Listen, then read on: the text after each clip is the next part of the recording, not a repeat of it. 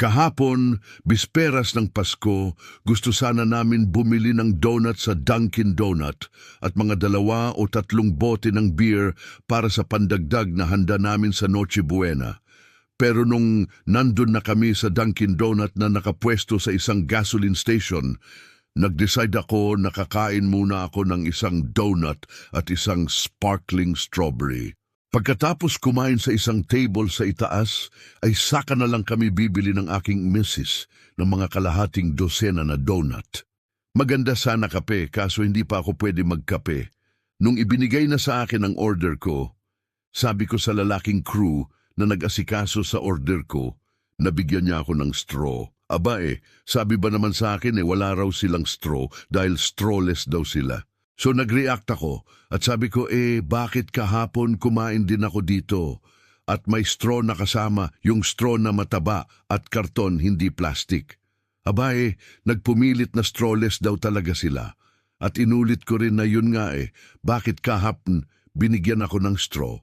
Ayaw ba naman maniwala at ang dating ako pa ang sinungaling. Pero ang totoo talaga kumain din ako nung nakaraang araw at may straw at same order. Dahil sa pagpupumilit niya doon na ako nagalit.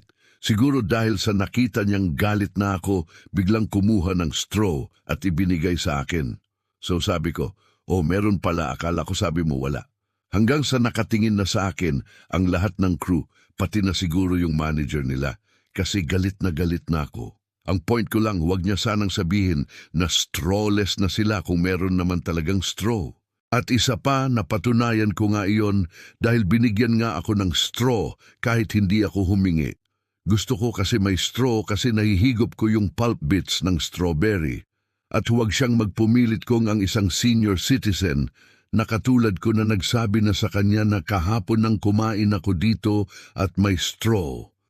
Kaya nanawagan ako sa management ng Dunkin' Donut na i-train ng maayos ang kanilang staff o crew sa mga sitwasyon na katulad nito para maiwasan ng mga ganitong pangyayari. Kasi kung nagpumilit pa siya, sasabihin ko talaga na tingnan ng CCTV para mapatunayan at makita ko na yung baso ko ay may straw at umiinom ako gamit ang straw. Sana hindi na maulit ang mga ganito. Kayo po, meron po ba kayong mga karanasan na katulad nito? Pa-comment lang po sa ibaba. Maraming salamat po, maligayang Pasko po sa inyong lahat.